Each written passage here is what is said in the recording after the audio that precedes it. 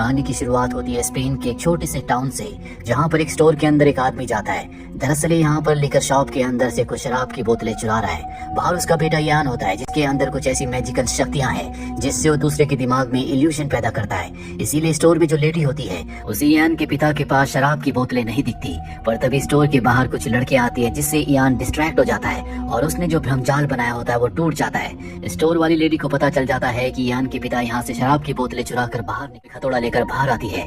यान समझ जाता है कि इसे सब कुछ पता चल चुका है, इसीलिए एक बार फिर से वो भ्रमजाल बनाता है और उस लेडी को देखता है कि यान के हाथ में एक गन है। यान उस लेडी से कहता है कि आगे मत बढ़ना वरना मैं गोली चला दूंगा, पर वो आगे बढ़ती है, जिसके बाद यान उसे गोली मार देता है। वो लेडी वहीं पर गिर जाती है और तभी यान के पिता गाड़ी में उसे लेकर यहाँ से भाग जाते हैं। अब यहाँ पर पुलिस आ जाती है और उस लेडी को उठाते हैं। वो लेडी देखती है कि उसे कोई गोली नहीं लगी। अब पुलिस वाले यान और उसके पिता की गाड़ी का पीछा करते हैं। यान अपने पिता से कहता है कि क्यों हम छोटी मोटी चोरियां करते हैं, मैं अपनी इन शक्तियों से बड़ी चोरी कर सकता हूँ। उसके पिता कहते हैं कि हम कुछ लोगों की नजरों में नहीं आ सकते। और अब पुलिस जो इनकी गाड़ी तक पहुँचने वाली होती है कि तभी यान एक बार फिर से जादू करता है। पुलिस वालों को भ्रम हो जाता है कि उनके आसपास बर्फ का एक बहुत बड़ा तूफान आया है, जिससे उनकी गाड़ी डैमेज हो रही है। वो अपनी गाड़ी को कंट्रोल नहीं कर पाते और उनकी गाड़ी पलट जाती है और एक गैस स्टेशन पर जाकर रुकती है। पुलिस वाले जब बाहर आते हैं तो सब कुछ नॉर्मल होता है। अब ये बात चारों तरफ फैल जाती है। डॉक्टर एड्रियाना को भी ये बात पता चलती है, जिसके बाद वो यान और उसके पिता की खोज में निकल पड़ती है। वही यान और उसके पिता को दिखाया जाता है। यान रात को सो रहा होता है, तभी उसे सपना आता है जिसमें वो देखता है कि वो उसकी मॉम के पास है। उस वक्त जब वो बहुत छोटा था, तभी उसकी मॉम जोर से चिल्लाती है। यान की आंख खुल जाती है। दरअसल आज यान का बर्थडे है, वो बाहर जाना चाहता है। वो अपने पिता से कहता है कि मैं नॉर्मल जिंदगी जीना चाहता हूँ, नॉर्मल बच्चों के साथ खेलना चाहता हूँ, पर उसके पिता मना कर देते हैं। पर यान को मौका मिल ही जाता है। जब उसके पिता आसपास नहीं होते तो वो वहाँ से निकल जाता है। दूसरी तरफ हमें उसी पुलिस ऑफिसर को दिखाया जाता है, जो कि एक बार में बैठा होता है। वो बारटेंडर को बताता है कि किस तरह से उसे अजीब अजीब से भ्रम आए थे, जिसके बाद उसकी गाड़ी पलट गई थी। यहाँ बार में एक आदमी बैठा होता है जो उसकी बातें सुन रहा होता है और तभी वो अपनी गर्दन हिलाता है, जिससे पुलिस वाला वहीं पर बेहोश हो जाता है। इसे लोग परसेप्टर कहते हैं। इसके अंदर भी यान की तरह ताकतें हैं। वहीं एड्रियन को दिखाया जाता है, जो उस जगह अपने लोगों के साथ पहुंच जाती है जहाँ पर यान और उसके पिता हैं। वो अंदर जाते हैं जहाँ पर ये यान के पिता को पकड़ लेते हैं। यान के पिता और एड्रियन पहले से एक दूसरे को जानते हैं, क्योंकि जिस डिपार्टमेंट के लिए एड्रियन काम करती है, यान के पिता भी पहले उसी डिपार्टमेंट के लिए काम किया करते थे, लेकिन अब वो इस डिपार्टमेंट से पूरी तरह से अलग है। एड्रियन पूछती है कि यान कहाँ पर है, लेकिन यान के पिता कुछ नहीं, जिस डिपार्टमेंट एजेंसी के लिए काम करते हैं वो यान जैसे लोगों के ऊपर एक्सपेरिमेंट करते हैं और इन लोगों को बनाने में, इनके अंदर सुपर पावर्स डालने में भी इसी एजेंसी का हाथ है। दरअसल इन सबको जंग के लिए तैयार किया गया था। ये लोग जंग तो जीत गए, लेकिन उसके बाद गवर्नमेंट को लगा कि ये लोग अपने ही देश के लिए, अपने लोगों के लिए खतरा हो सकते हैं, इसीलिए एक एक करके सबको मार दिया गया। और अब एड्रियन बताती है कि अब सिर्फ एक परसेप्टर बचा हुआ है। ये उसी आदमी के बारे में बात कर रही होती है जो बार में था, जिसने पुलिस वाले को बेहोश कर दिया था। हालांकि यान के अंदर भी बहुत सारी पावर्स हैं, लेकिन कभी उसके नहीं किया गया था, बल्कि उसकी मॉम के ऊपर किए गए थे। और वो अपनी मॉम से पैदा होने की वजह से कई शक्तियों के साथ पैदा हुआ, जिसके बाद यान के पिता ने उसे सबसे छुपा कर रखा। लेकिन अब एड्रियन और उसकी टीम को पता है। एड्रियन इस बात से हैरान होती है कि एक परसेप्टर ने बच्चे को पैदा किया, और अब वो किसी भी कीमत पर यान को और उस परसेप्टर को, जिसने बाद में पुलिस वाले को मारा था, उसे पकड़ना चाहती है।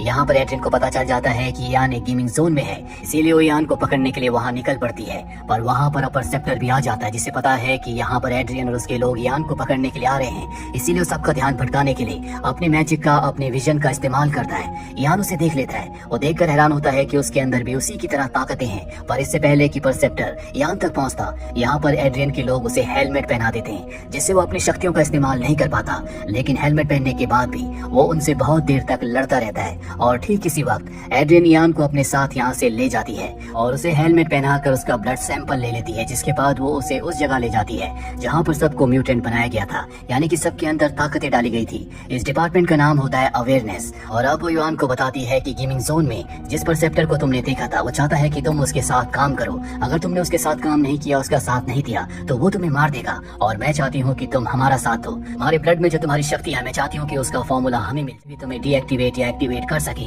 इसके बाद वो यान से कहती है कि तुम एक इंसान बनाकर दिखाओ। यान कहता है कि ये मेरे लिए मुमकिन नहीं है, मैंने कई बार कोशिश की, लेकिन मैं कभी किसी इंसान को नहीं बना पाया। इसके बाद वो कहती है कि तुम समंदर का किनारा बनाओ। वो अपनी शक्तियों को इस्तेमाल करना चाहता है, लेकिन चाहकर भी वो समंदर का किनारा नहीं बना पाता।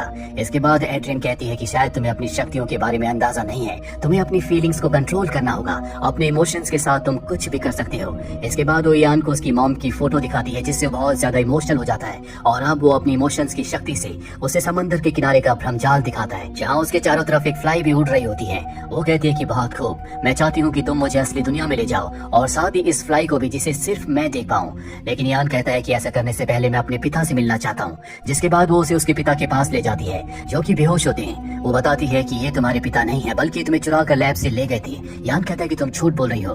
वो कहती है कि तुम्हारे पास किसी के भी दिमाग को पढ़ने की शक्ति है, क्यों ना तुम अपने पिता के दिमाग को पढ़ो। और इसके बाद वो अपने पिता के दिमाग के अंदर झांक कर देखता है, जिसमें वो देखता है कि कई साल पहले उसके पिता इसी लैब में काम किया करते थे। वो एड्रियन के साथ थे। उसकी मॉम भी यहाँ पर थी, जिसके ऊपर एक्सपेरिमेंट करके उसे परसेप्टर बनाया गया था, यानी कि उसकी मॉम के अंदर बहुत सारी शक्तियाँ थी। लेकिन एक दिन अचानक से यान की मॉम यहाँ से गायब हो गई, जिसके बाद यान के पिता यानी कि उस लैब में काम करने वाला वो आदमी जिसे आज तक यान अपना पिता समझ रहा था, वो यान को लेकर यहाँ से भाग जाता है। एड्रियन यान को बताती है कि आज धोखा दिया है, ये तुम्हारा पिता नहीं है, हो सकता है कि तुम्हारी मॉम अब भी जिंदा हो।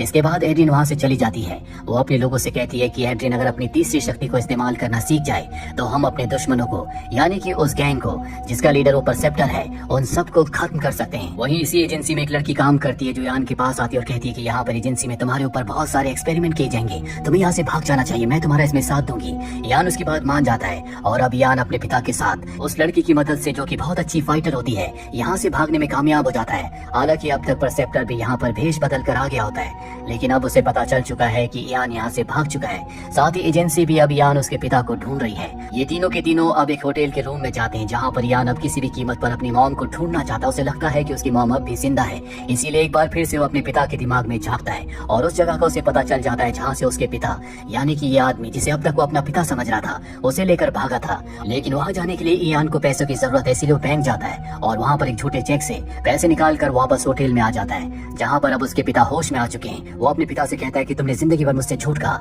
अब मैं उसी जगह जा रहा हूँ जहाँ से तुम मुझे उठाकर लाए थे, ताकि मैं अपनी मॉम को ढूंढ सकूं।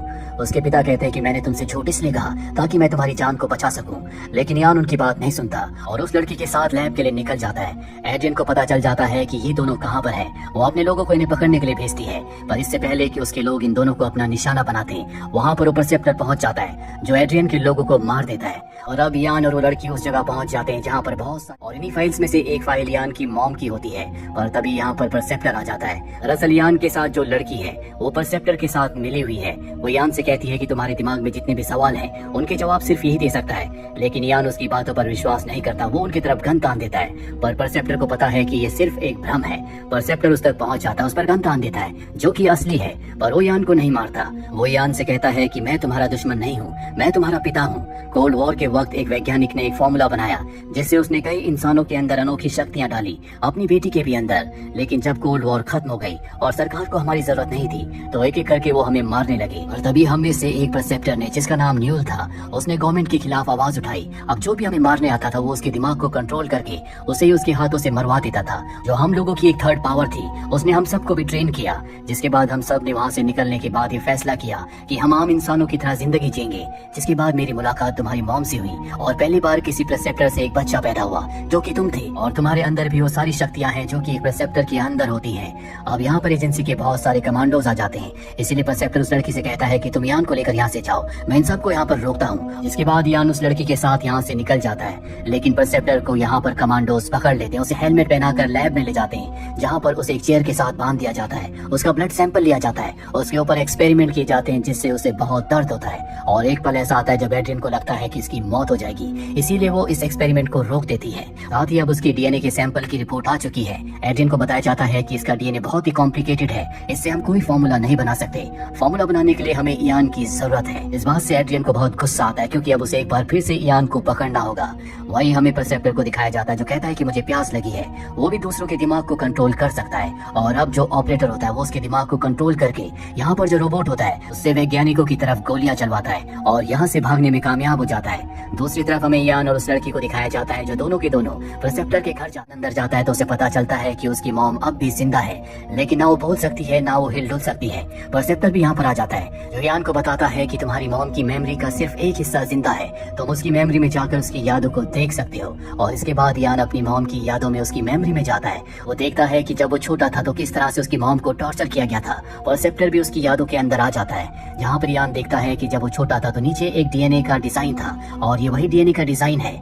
यानी कि वो फॉर्मूला जिससे और भी परसेप्टर्स को बनाया जा सकता है। यान बहुत आसानी से उस फॉर्मूला के पास चला जाता है, पर जब परसेप्टर उस फॉर्मूला के पास आने की कोशिश करता है तो एक इनविजिबल दीवार उसे रोक लेती है, जो कि इवान की मॉम की दिमाग की दीवार थी। वो चाहकर भी उस दीवार के बाहर नहीं आ पाता। वो बहुत कोशिश करता है और जैसे जैसे वो उस इनविजिबल दीवार पर मार रहा होता है, इयान की मॉम के सर पर बहुत दर्द हो रहा होता है, जिसके बाद इयान की मॉम की यादों से बाहर आ जाते हैं और अब इयान की मॉम की मृत्यु हो जाती है।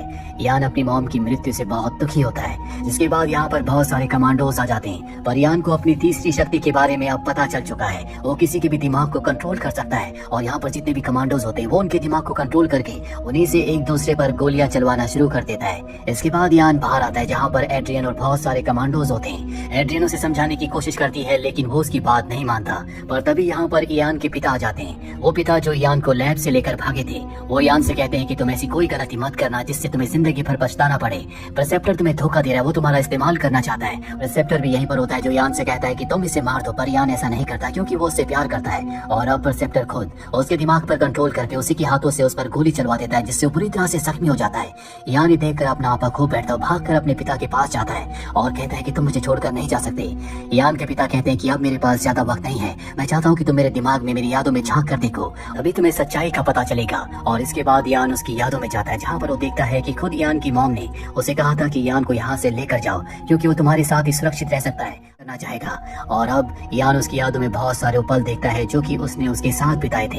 इयान उसकी यादों से वापस आ जाता है, इसके बाद उसकी मृत्यु हो जाती है। इयान अब उसे पिता कहकर बुलाता है, क्योंकि इयान को पता है कि कभी उसने उसे धोखा नहीं दिया, बल्कि उसी की मॉम के कहने पर वो उसे लेकर गया था।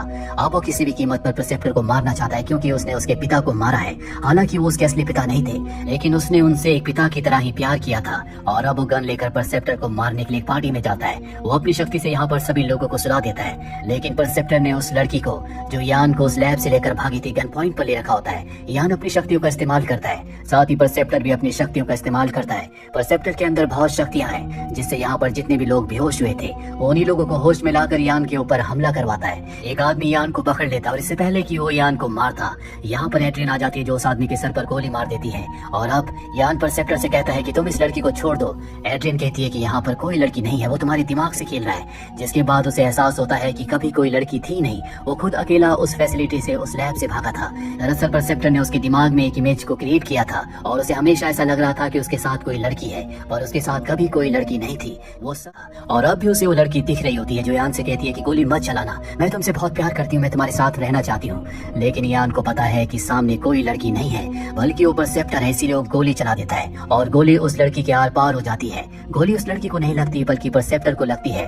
परसेप्टर मारा जाता है, जिसके बाद वो लड़की इयान के पास आती है, जो असल में है ही नहीं, लेकिन अब भी इयान ने अपनी दिमाग की शक्ति से उसे जिंदा रखा होता है, क्योंकि इयान उसे बहुत पसंद करता है। वो लड़की इयान के गले लग जाती है। कुछ वक्त के बाद इयान अपनी मॉम और अपनी डैड की ग्रेव पर जाता है, जहाँ पर एड्रियाना भी आती है और कहती है कि अब तुम्हें चुनना होगा, तुम हमारे साथ हो या दुश्मनों के, जो पूरी दुनिया के लिए खतरा है। इयान कहता है कि मैं किसी के साथ नहीं हूँ और वो अपनी गाड़ी में बैठ जाता है, जहाँ पर वो लड़की भी होती है, जिसे उसने अब तक अपनी इमेजिनेशन में, अपनी यादों में जिंदा रखा है। एड्रियन के पास एक एजेंट आता है। एड्रियन पूछती है कि अब हमें क्या करना है, लेकिन सच में एड्रियन के पास कोई नहीं होता, जिसका मतलब ये है कि ये सब इयान ने किया है ताकि वो उस पर नजर रख सके कि उसका अगला कदम क्या होगा। इसी के साथ ही फिल्म की कहानी यहीं पर खत्म हो जाती है। उम्मीद करते हैं कि ये कहानी आपको पसंद आई होगी।